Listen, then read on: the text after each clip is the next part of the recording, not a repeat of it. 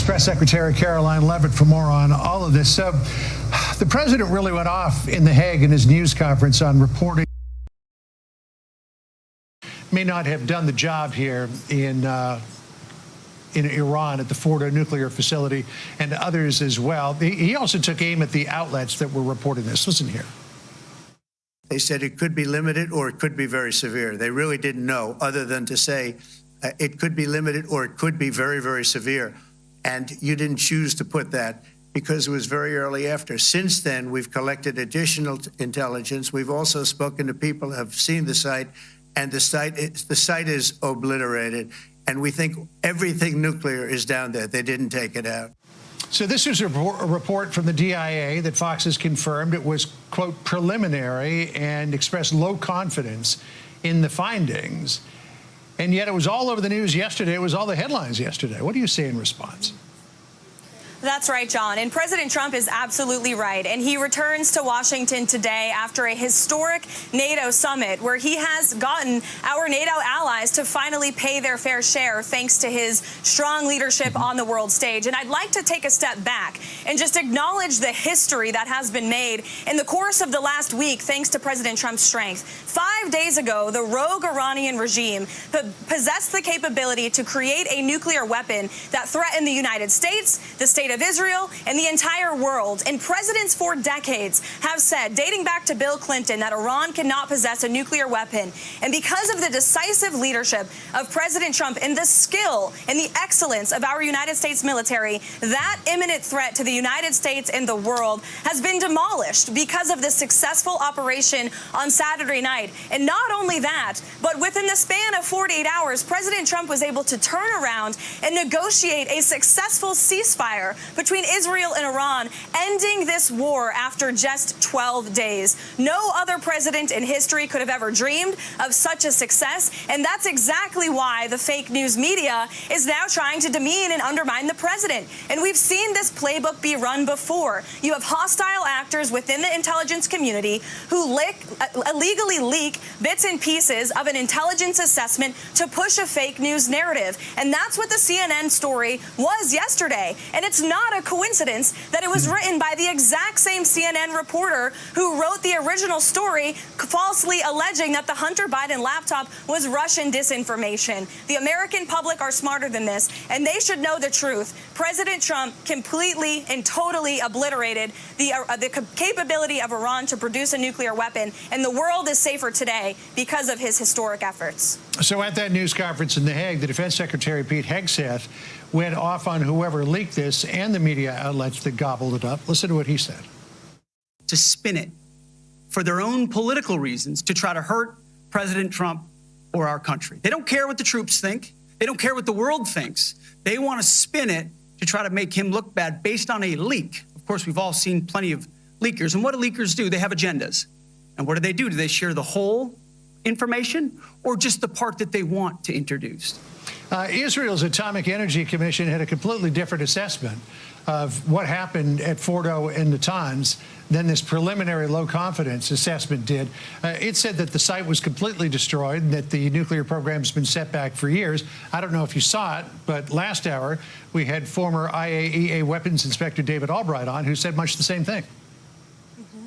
Well, Secretary Hegseth is absolutely right. This was a low-confidence preliminary intelligence assessment. The assessment itself said that it was not corroborated by anyone else in the intelligence community, and it has been disputed by not just the United States, the President, the Secretary of Defense, the Secretary of State, our Joint Chiefs, and our General Kane, who was incredibly successful in this mission on Saturday night. It was also disputed by both Israel and Iran. And CNN didn't care about that. The DIA themselves have now come out and said this was a preliminary report, and this CNN story got it completely wrong. But that reporter is a sheep, and she's a mouthpiece for people who don't like Donald Trump. And she only gave the White House an hour to respond. And that's, again, the same playbook we've seen the fake news media play time and time again. But this story has now been debunked widely by not just the United States, but also Iran and Israel as well. All right, so there's the issue of reporting what was leaked, but then there's the idea of the leak itself. This was classified information. Here's what Steve Witkoff said about the leak. Leaking that type of information Whatever the information, whatever side it comes out on, is outrageous. It's treasonous. So it ought to be investigated. There's no doubt that it was obliterated. So the reporting out there that in some ways suggests that we did not achieve the objective is just completely preposterous. So Steve Witkoff says, and he's right in the middle of all of this and all these negotiations, said that this leak should be investigated. Will it be? I am told by the FBI the leak already is being investigated, and it absolutely should be, because this was a top secret intelligence analysis that very few people in the United States government had access to see. And so I understand the FBI and the Department of Justice are already on this, as they should be. And just to emphasize what our great special envoy Witkoff said last night, for people with common sense, everyone knows what happens when you drop 14 30,000-pound bombs perfectly on their targets. It doesn't take an intelligence analysis to understand that means complete and total destruction and obliteration. And the President of the United States, because of his decisive leadership in directing that operation on Saturday night, has now achieved a goal that the United States and the whole world has wanted to achieve for years, and that's the obliteration of the capability of the Iranian regime to possess a nuclear weapon. So there's one other question that remains out there, Caroline, and that's what happened to the nuclear material enriched to 60% that Iran already had in its possession. It's said to be about 900 pounds worth, enough for a number of bombs. The president believes that it was buried in one of those enrichment facilities. The director of the IAEA isn't so sure. Do you have evidence that you know exactly where it is? I can tell you the United States had no indication that that enriched uranium was moved prior to the strikes, as I also saw falsely reported. But as for what's on the ground right now, it's buried under miles and miles of rubble because of the success of these strikes on Saturday evening. So anyone saying that they know just doesn't know. And what we do know is the capability of these weapons and the success of this strike, and the fact that the United States military hit their targets precisely, perfectly, and accurately, and we know what that means. Well, again, David Albright, who's done this for a long time, knows what he's looking at, thinks that those bombs went down near ventilation shafts where the rock would have been less resistant than if you had just hit it out in the open, and he firmly believes that those centrifuge halls have been destroyed. So we'll see. Caroline Levitt, always great to catch up with you. Thank you so much. Appreciate it. To be effective. So, I have, as you know, Marco Rubio with me, and Pete Hegseth, Secretary of State and Secretary of War. Should we say Secretary? You know, it used to be called Secretary of War. Maybe for a couple of weeks we'll call it that because we feel like warriors. It used to be called Secretary of War. In fact, if you look at the old building next to the White House, you can see where it used to be Secretary of War. Then we became politically correct, and they called it Secretary of Defense. I don't know, maybe we'll have to start thinking about changing it, but we feel that way. Do we have any questions, please? Wow. That's a lot of questions. Who's a nice person? Oh, you're not a nice person, but I'll let you ask one. Go ahead. What's he going to ask? He is not nice at all. I know him well. Thank you, Mr. President. Yeah. Thank you for taking the time before flying home. You just said you believe the conflict between Israel and Iran is over. What makes you so confident it is? And what do you do if it isn't? Because I dealt with both, and they're both tired, exhausted. They fought very, very hard and very viciously, very violently, and they were both satisfied to go home and get out. And can it start again? I guess someday it can. It could maybe start soon. I think a big telltale sign was when, as you know, Iran somewhat, by not much, violated the ceasefire, and Israel had the planes going out that morning, and there were a lot of them, 52 of them. And I said, you got to get them back. And they brought them back. They didn't do anything. They brought them back. It was very good. I thought it was amazing, actually. They have fought a hell of a war. They fought very hard. I think the war ended, actually, when we hit the various nuclear sites with the planes. And I just hope you people can give these pilots, these are the best pilots in the world, they're the best shots in the world. They call them shots, that's what they are. And wait a minute, and I just hope you can give them the respect they deserve, because they came home to fake news. And like, oh, gee, there was hardly any damage. The things are decimated.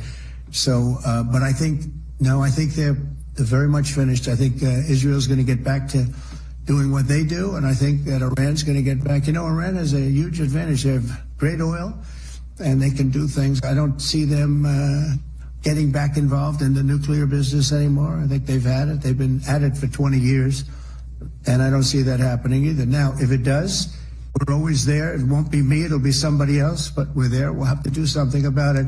Yes, please, go ahead. Go ahead. Oh, fake news CNN? Oh, yeah, here we go. Wait till you hear this question. You should really say how great our soldiers and our warriors are. I think everyone appreciates our soldiers and our warriors. I do have two questions for you, Mr. President. You just cited Israeli intelligence on these attacks. Earlier, you said U.S. intelligence was inconclusive. Are you relying on Israeli intelligence for your assessment of the impact of the strikes? No, this is also Iran made the statement. And it's also, if you read the document that was given, that we can talk about if you'd like, the document said it could be very severe damage, but they didn't take that. They said it could be limited or it could be very severe. They really didn't know, other than to say it could be limited or it could be very, very severe. And you didn't choose to put that because it was very early after. Since then, we've collected additional intelligence. We've also spoken to people who have seen the site, and the site is obliterated. And we think everything nuclear is down there. They didn't take it out. Okay, question? Please, go ahead. Go ahead. Yeah. Blue dress. Thank you so much, Mr. President. Yesterday, you said China can now continue to purchase oil from Iran. Yeah. Are you giving up on your maximum pressure campaign? Because With there's who? sanctions right now. With who? On Iran. No, look, they just had a war. The war was fought. They fought it bravely. I'm not giving up. They're in the oil business. I mean, I could stop it if I wanted. I could sell China the oil myself. I don't want to do that. They're going to need money to put that country back into shape. We want to see that happen. We did. No, if they're going to sell oil, they're going to sell oil. We're not taking over the oil. We could have, you know. I used to say with Iraq, keep the oil. I could say it here, too. We could have kept the oil.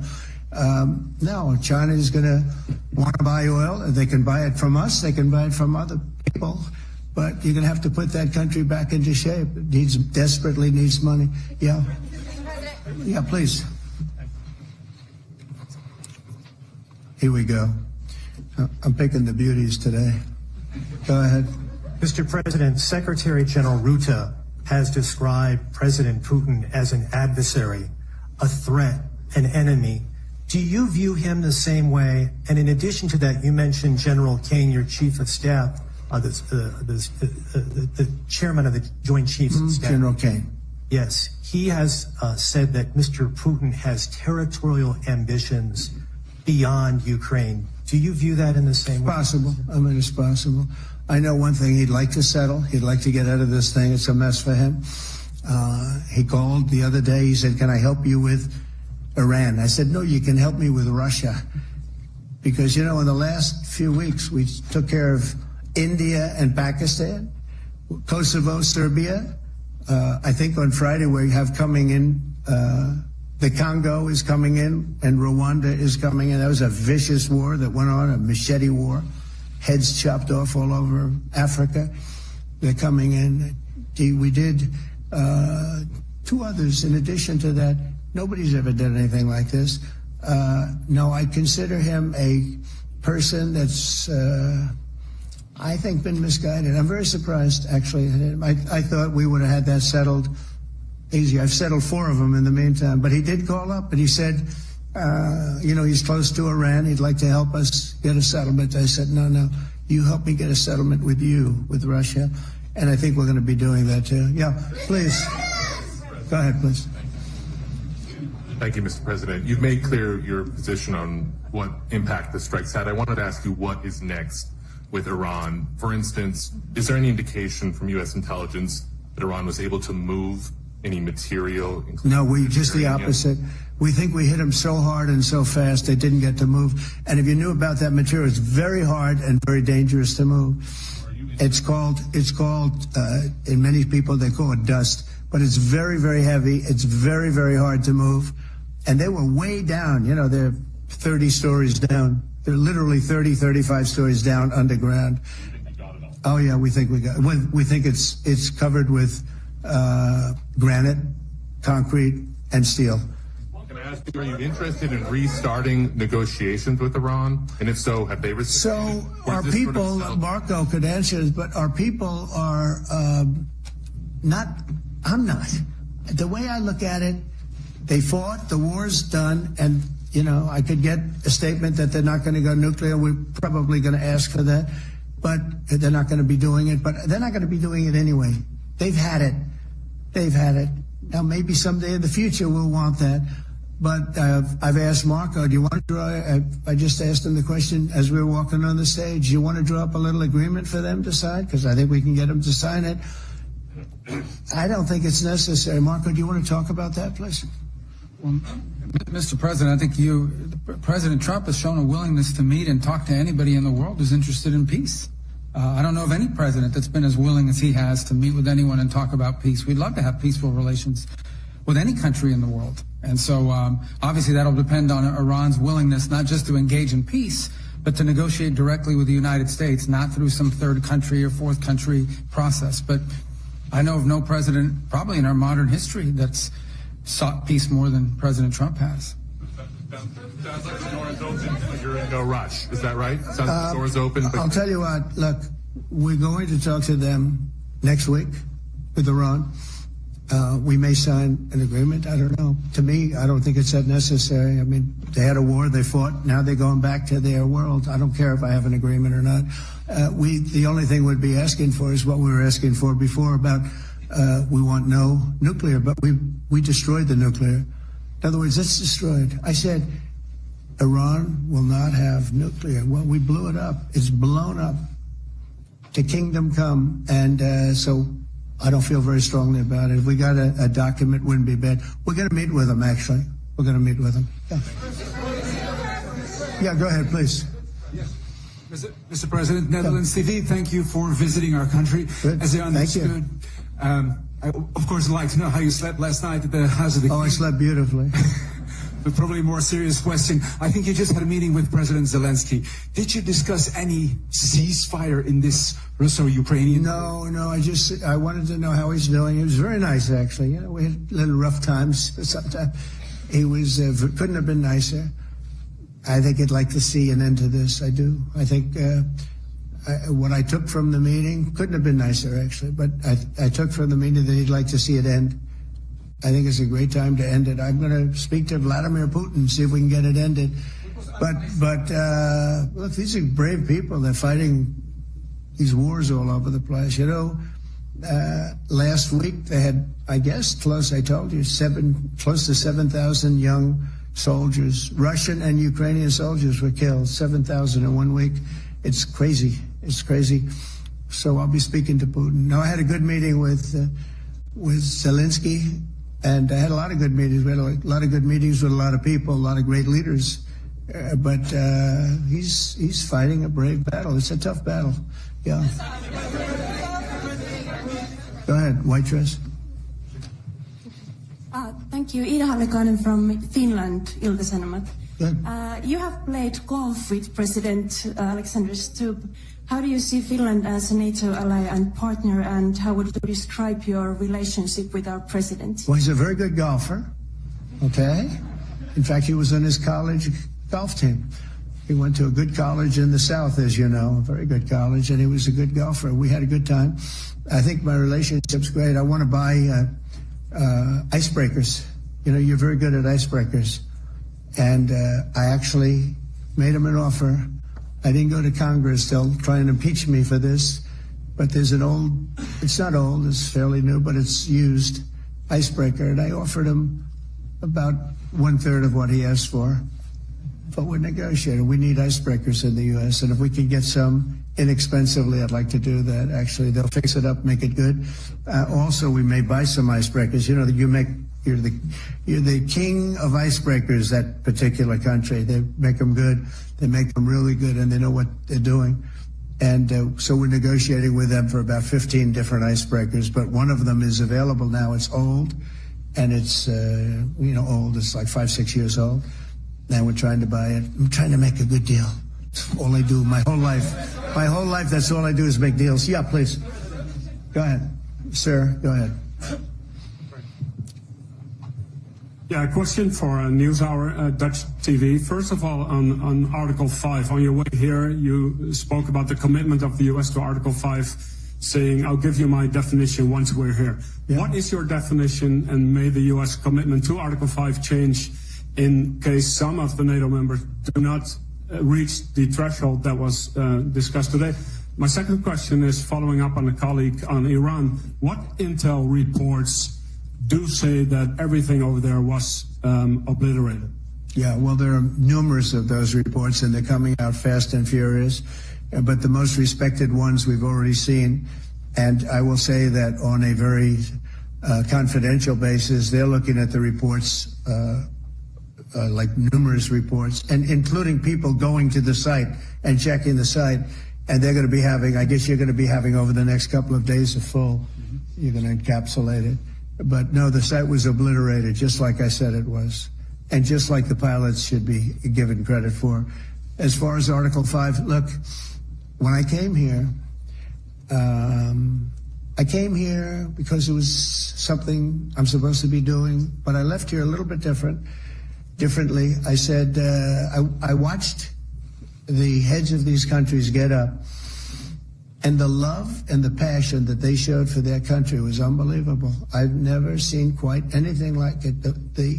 They want to protect their country, and they need the United States. And without the United States, it's not going to be the same. And you can ask Mark, or you can ask any of the people that were there. It was really moving to see it. They love their country. They were so respectful of me because I'm the head of the United States. And I made, the King of Saudi Arabia, when I was in the Middle East. So I was in Qatar for a different reason, not a reason to get shot at. We were in there for economic development reasons, Qatar, UAE, and Saudi Arabia. All three leaders of those countries, and we took back $5.1 trillion into the United States. All three leaders said, you're presiding over the hottest country in the world. The United States right now is the hottest country. Everybody wants to be there. Everybody wants a piece of it. He said, a year ago, your country was dead. You had a deadhead running it. You had a country that was dead, and it was dead. You had people pouring through the borders. You had inflation. You had everything. He said, you've made it in 5 months at that time. You've made it the hottest country. This is the hottest country in the world. The United States right now is the hottest country in the world. And when I was around that table, it was a nice group of people, many of whom I knew from previous. When I saw the passion they had for the country, almost everyone, and you probably have the tapes, it was very public, but almost every one of them said, thank God for the United States. Without the United States, they couldn't really have NATO. It wouldn't work. It wouldn't work. It will in the future because now they're paying much more money, but it wouldn't work. It was great. And I left here differently. I left here saying that these people really love their countries. It's not a ripoff.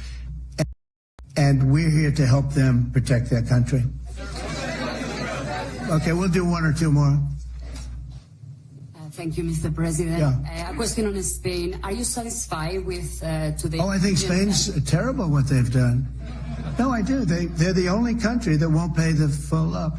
They want to stay at 2%. I think it's terrible. And they're doing very well. The economy is very well.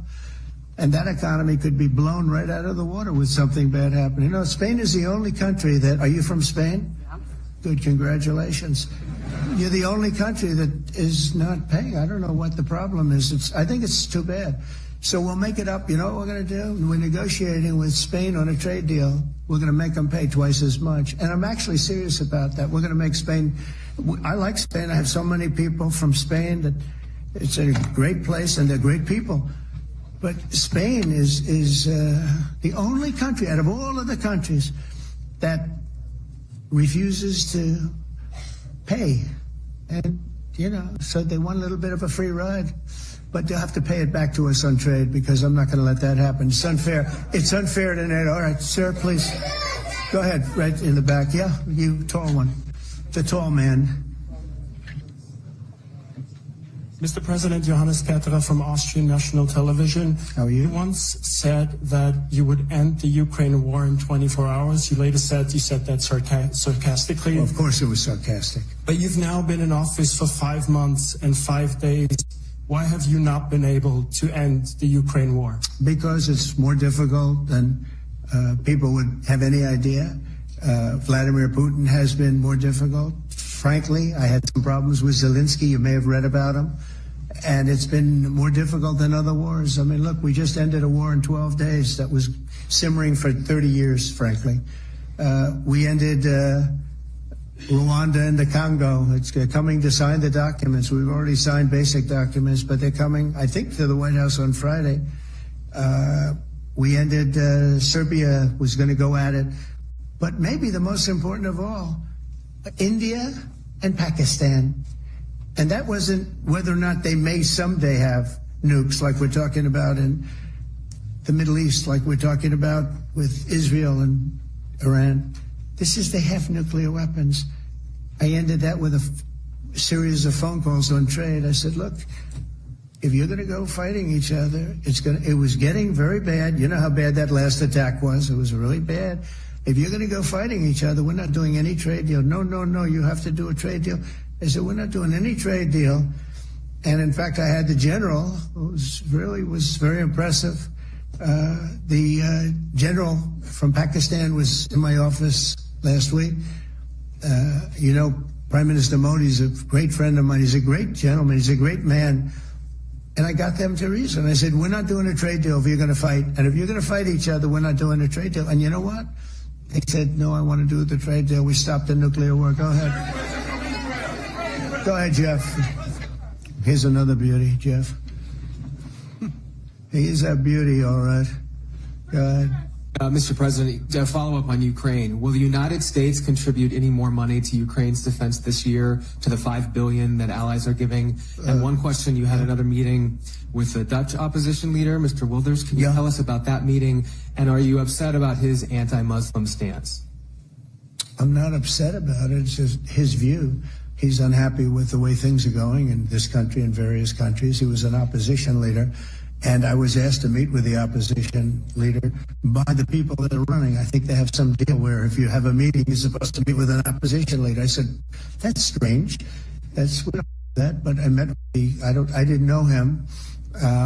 He seemed like a very nice guy, but he's in opposition to the current people, and that was set up by the current people. So I assume when I met with the Prime Minister, you're supposed to meet with the opposition.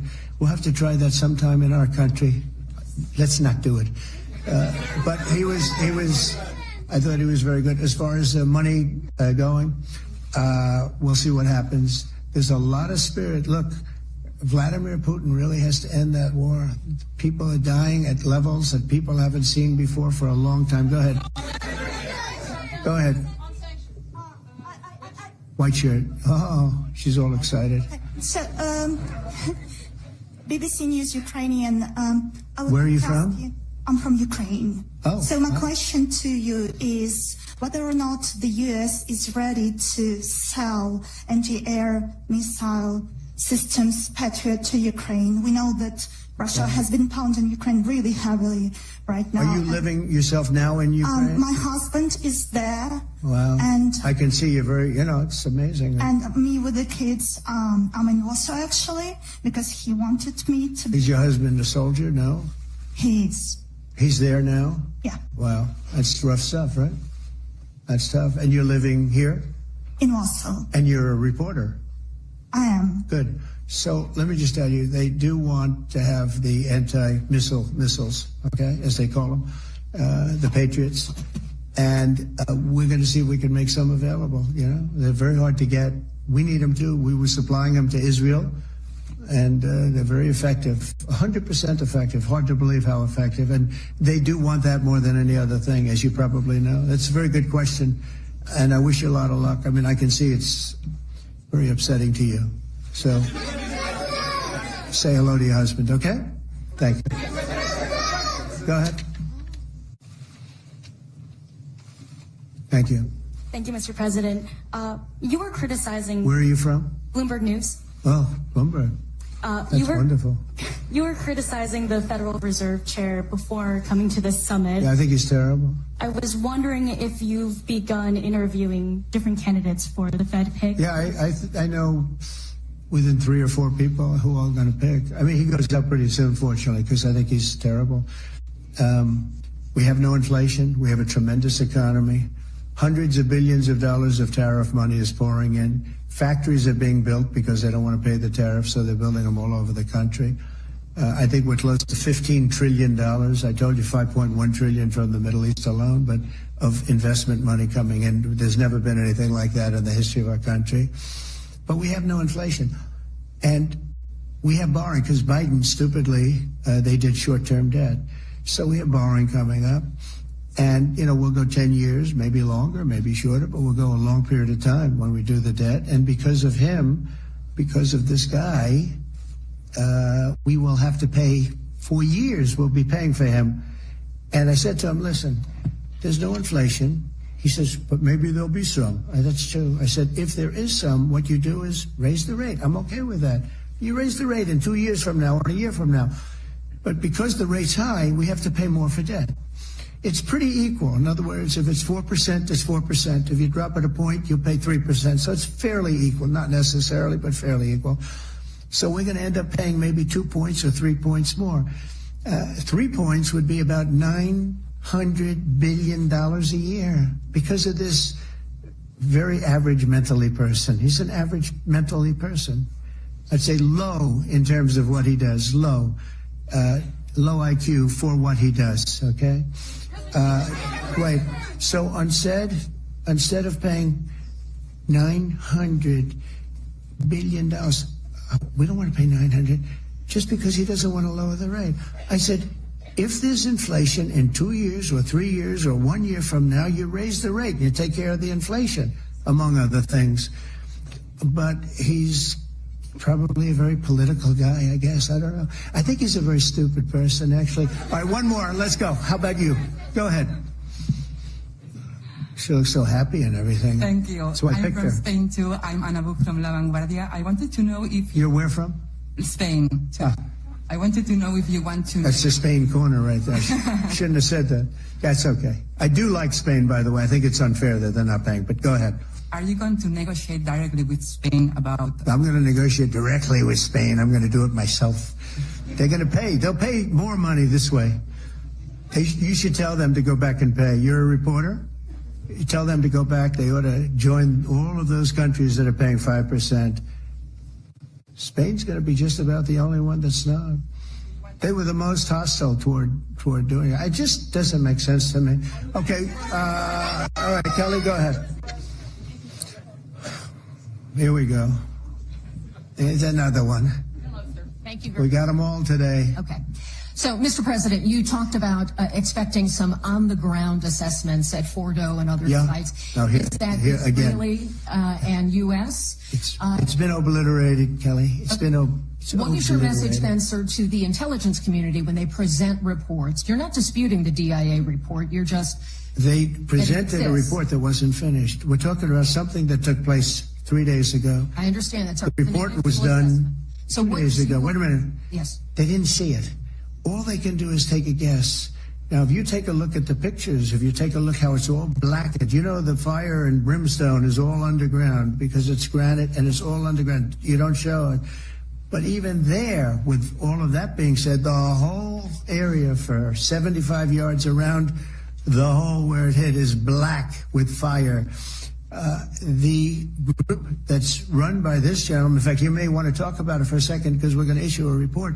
And I think it's not even a very exciting report at this point. It's been obliterated, totally obliterated.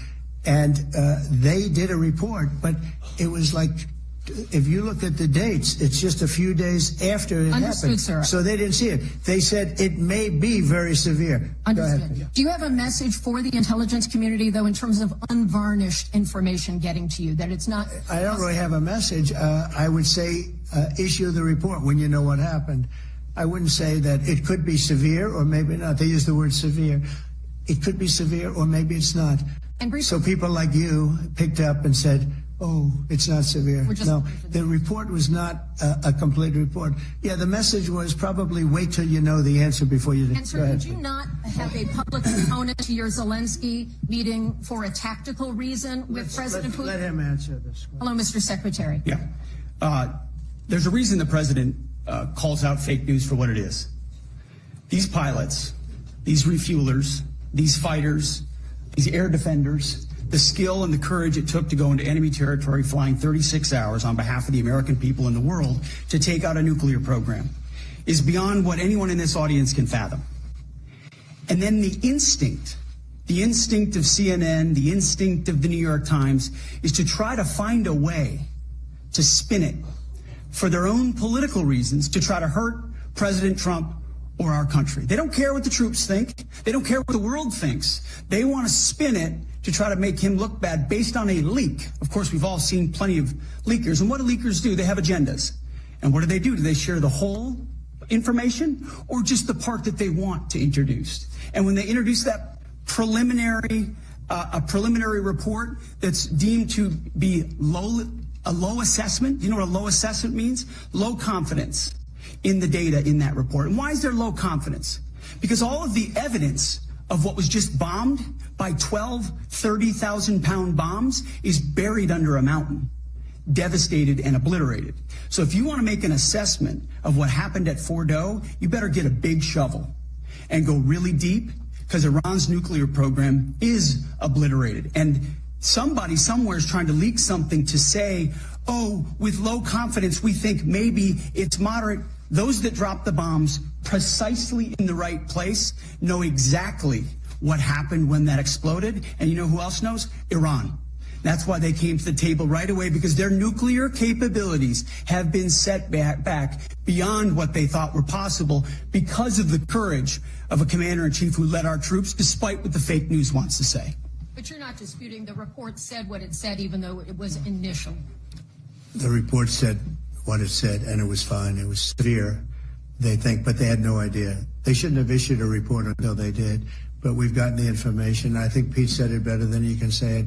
And, you know, you should be proud, especially you, should be proud of those pilots, and you shouldn't be trying to demean them. No, those pilots flew at great risk, a big chance that they'd never come back home and see their husbands or their wives. Let me just tell you, you and NBC, fake news, which is one of the worst, and CNN, New York Times are all bad. They're sick. There's something wrong with them.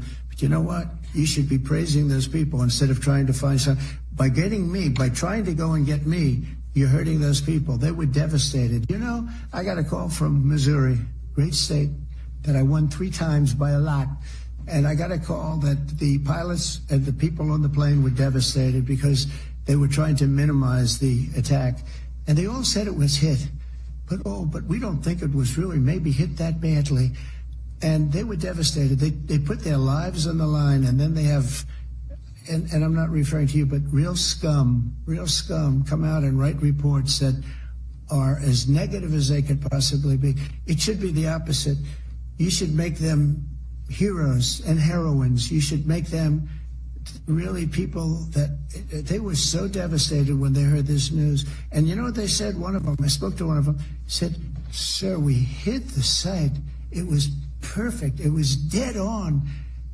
Because they don't understand fake news, because they have a normal life, except they have to fly very big, very fast planes. But it's a shame. You should be making them heroes. All right, in the back. Go ahead, back, white, yeah. White jacket, yeah. Go ahead, give my mic. Hello. Deborah Haynes from Sky News. Good. Mark Rutte, the NATO chief, who is your friend, he called you daddy earlier. Do you regard your NATO allies as kind of children? No, he likes me. I think he likes me. If he doesn't, I'll let you know. I'll come back and I'll hit him hard, okay? No? He did it very affectionate. Daddy, you're my daddy. Do you regard your NATO allies, though, as kind of like children, and they're obviously listening to you and they're spending more, and you're obviously appreciative of that, but do you hope that actually they're going to be able to defend themselves, defend Europe on their own. I think they need help a little bit at the beginning, and I think they'll be able to. And I think they're going to remember this day. And this was a big day for NATO. You know, this was a very big day. They took it. One of the gentlemen said, you know what? We've been trying to raise money raise the rate for 30 years, he said, 20 years, from almost the beginning. And he's been there for a long time. He said, until you came along, it never happened. What you did is amazing. It's been sort of an amazing day for a lot of reasons, but also for that. Yeah, go ahead. Do you think they can do it without you, though, in the future? Can they do it without Well, ask Mark. I mean, you have to ask Mark, okay? So we're heading back. We're heading back. I want to thank these two gentlemen behind me. They're incredible people, both of them. They've done a fantastic job. And Susie's in the front, and she's done great. And Monica, thank you very much. That was quite an exciting time. And we're going to be heading back. We'll be back soon, and we'll see you in Washington, D.C. Remember this, we have the hottest country anywhere in the world. Thank you very much, everybody. Thank you.